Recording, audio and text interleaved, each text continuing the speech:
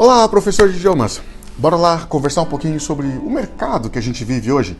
Essa loucura que a gente vê, um monte de gente oferecendo serviços por preços incríveis, gente que já está estabelecida, que já ganha rios de dinheiro, e como é que a gente faz para se destacar nesse mercado. Bora lá conversar um pouquinho sobre isso? A primeira coisa que a gente vai falar então é sobre a história do professor de idiomas.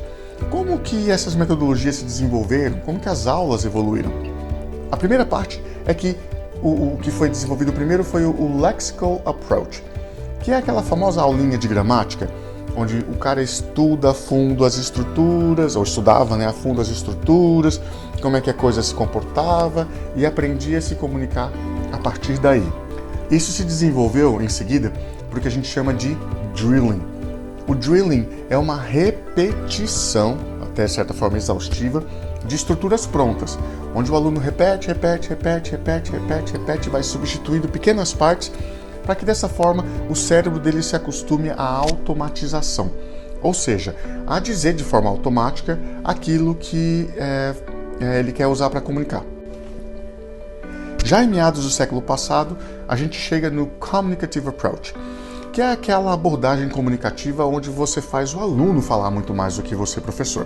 Então, você dá espaço para que ele se desenvolva, para que ele se expresse, todas as atividades são direcionadas para que o aluno fale, diminuir o tempo de fala do professor.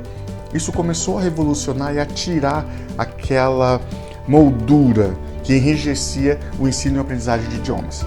E aí chegou Howard Gardner falando já na década de 80 ali sobre as múltiplas inteligências do aprendizado.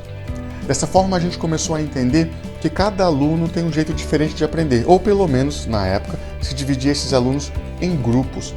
Bem, com isso a gente começou a desenvolver uma única atividade de formas e aplicações diferentes para se adaptar a cada aluno, ao jeito de cada um deles de aprender. E aí chegamos na utilização de coaching. O coaching em si, como a metodologia esportiva, tudo apareceu muito antes do que para a parte de ensino. Mas aí, após as múltiplas inteligências, algumas pessoas começaram a utilizar o coaching para ensinar idiomas. Os modelos de coaching, de motivação, de empenho, deixar o próprio aluno guiar aquilo que ele vai fazer, começou então essa revolução no ensino de idiomas personalizado. Em seguida, a gente vê que as pessoas começam a utilizar o chamado de Active Learning, ou as metodologias ativas. Já havia acontecido uma revolução na área de ensinos em geral, utilizando essas metodologias ativas, que aí foram aplicadas no ensino de idiomas. Você começou a preparar os seus alunos com antecipação para aquilo que ele ia fazer, começou a dar liberdade para os alunos escolherem como desempenhar uma determinada atividade para chegar a um determinado objetivo. Então, isso tem a ver com o Active Learning, que logo em seguida mesclou com o Blended Learning, que é o ensino híbrido, a utilização de tecnologia para você levar o seu aluno onde ele precisa e onde ele quer chegar. A gamificação, os usos de aplicativos e sites, tudo isso faz parte desse ensino híbrido. E aí chegamos então na parte do Neuroscience, ou a neurociência do aprendizado. Começou-se a estudar e a descobrir como o cérebro funciona na hora de aprender. Os blocos de construção de informação, a memória, como ela funciona, as ondas cerebrais, os neurotransmissores, como tudo isso facilita ou dificulta o aprendizado quando a pessoa tem uma experiência ruim no passado ou no presente, por exemplo. Bem, chegamos nos dias de hoje. Todo mundo só fala de neuroeducação, de neuroaprendizagem. Mas como está esse mercado? Como estão os alunos? E os professores? E os cursos? Você já parou para se perguntar como escolher, no meio desse mar de opções, alguma coisa que realmente sirva a você para melhorar o seu ensino, ajudar os seus alunos a chegar onde eles querem e realmente fazer você se destacar nesse mercado?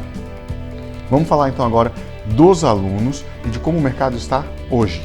Pois é, o mercado hoje é muito diferente e está acelerando na sua mudança. Conforme o tempo passa, mais rápido as coisas vão mudando.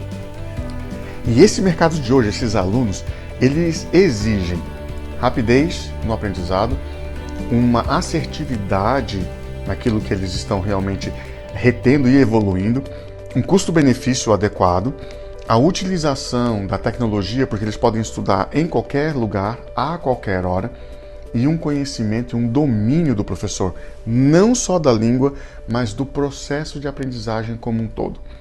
Porque tempo virou dinheiro e também os alunos querem uma individualização das atividades.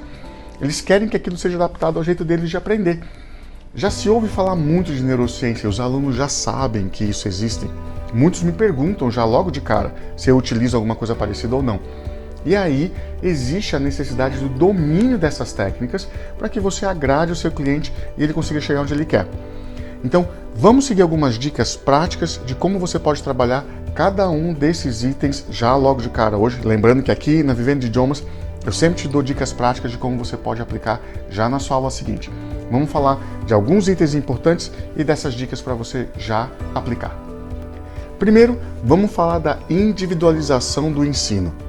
Mesmo que você ensine em grupos, não só aula individual, você precisa ter um domínio de como cada um dos seus alunos aprende. Eu estou falando aqui do perfil de aprendizagem. Então, levante como o seu aluno aprende. Dê uma pesquisada sobre as inteligências. O seu aluno é mais auditivo, ele é mais lógico, ele é mais verbal-linguístico, porque dessa forma você pode pegar uma mesma atividade e cada aluno vai fazer essa atividade de uma forma diferente, daquela forma que melhor se adapta ao jeito dele de aprender. Outra coisa, a sua forma de chamar eles para as atividades também tem que ser direcionada de uma forma mais individualizada. Então, você lida cada um como cada um. Evite dizer, ok gente, vamos fazer tal exercício. Não. Aluno A, eu quero que você faça esse exercício aqui dessa forma. Aluno B, você vai fazer esse mesmo exercício dessa outra forma. Então, olha, você vai ouvir primeiro e aí você vai responder, que é esse um aluno mais auditivo, mais musical. Olha, você que é mais verbal-linguístico, você vai ler todo o exercício antes de preencher e aí você vai preencher com a informação que você precisa utilizar. Isso é individualizar as atividades para cada um, mesmo em grupo. E aí a gente chega aqui na otimização do tempo. O seu tempo deve valer um bom dinheiro, o meu também. O do seu aluno é óbvio que também. Então, como otimizar o tempo para que o aluno evolua de uma forma mais sólida e sustentável e, ao mesmo tempo, em uma velocidade que agrada? Utilize sempre o pré-conhecimento do seu aluno. Envie o material com antecedência para ele já dar uma estudada, para ele chegar na aula já preparado. Segundo, seja bem diretivo e bem assertivo. Deixe o seu aluno praticar em sala de aula. Terceiro, utilize um método de revisão de tempos em tempos. Ensine seu aluno a estudar em casa. Ensine ele a rever aquele assunto nos próximos dias, lendo, depois fazendo alguns exercícios, para que assim ele retenha a informação. Com isso, ele vai perceber a evolução dele e vai perceber que o seu trabalho tem um valor mais alto, não um preço necessariamente, porque ele está economizando tempo. Por fim, chegamos na neurociência do aprendizado. Cara, não tem para onde correr. Estude, vá aprender. Entenda as partes do cérebro e como elas funcionam. Exemplo, o lóbulo frontal, responsável pela linguagem, pela memória. Mas como ativar os neurotransmissores? Eu já falei disso na outra aula. Então, dá uma olhadinha nas atividades que você pode aplicar para ativar esses neurotransmissores. Além disso, faça cursos, certo? Tem cursos gratuitos em plataformas de ensino como a Udemy, por exemplo. Lá você pode aprender como o cérebro funciona e, dessa forma, enxergar o que está acontecendo com o seu aluno e antecipar qualquer problema. Além disso, nós temos a questão da ativação da memória. Como facilitar?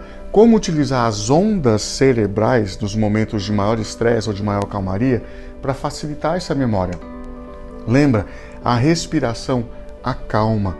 Elogio também acalma. Lembrar o que seu aluno já aprendeu, já evoluiu, também acalma.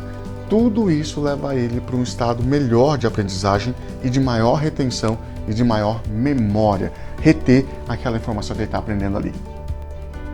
E a última parte da aula de hoje é sobre neuromitos. Porque, da mesma forma que tem muita gente falando de neurociência do aprendizado de forma correta e séria, tem muita gente também falando e inventando um monte de coisa que não tem nada a ver com neurociência e neuroaprendizagem. Então, conheça quais são esses neuromitos. Antecipe qualquer pergunta que seu aluno pode fazer a respeito disso. O que realmente é neurociência do aprendizado, o que não é.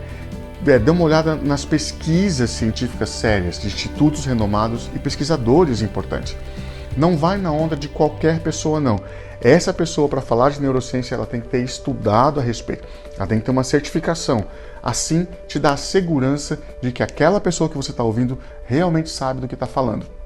E aí, você consegue entender o que funciona, o que não funciona e aplicar melhor para o seu aluno.